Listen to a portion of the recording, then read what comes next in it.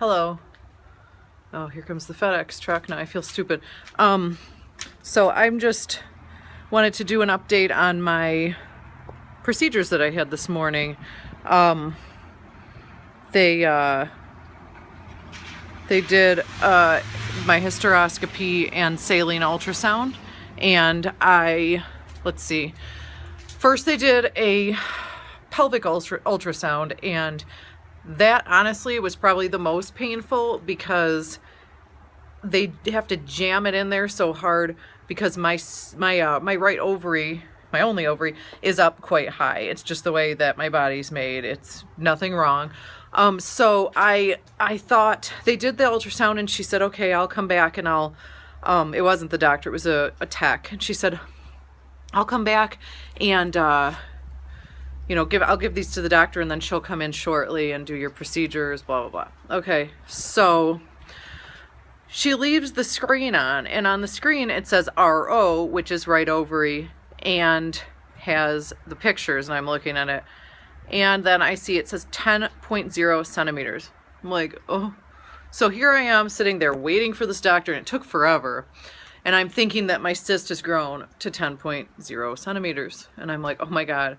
Well, no, they came in and the doctor showed me the pictures, and she said, yeah, see, it's only 4.5, 5 centimeters. Not big enough. In her opinion, she thinks I should leave it. She said the cyst looks fine as far as cysts go. So then they did the procedures. The first one they did was the one with the camera, the hysteroscopy, which was literally like, I honestly didn't even feel much of anything. It was over very quickly. I didn't look at the screen. And she said, then she tried to do the saline ultrasound. They had a little trouble getting the balloon inflated because my cervix, the bottom part of my cervix, I guess, is tight, apparently. So they couldn't get in very well, but she said that was okay because, well, she found in my hysteroscopy, they found retained placenta, which is what I had thought that might be the case, because as you can see if you look back at my videos, my pregnancy tests had been positive forever. And yes, they've gotten lighter and lighter because, like she said, parts of the placenta are probably coming out. It's not a big piece, it's a tiny piece, but it makes a difference. And she also found some polyps, and she said she could have removed it all right there, but it might be like more painful. So next Friday, so I'm going to stay on my birth control, and next Friday I'm going to go in and have it all removed. So I'm actually quite excited. I'm happy.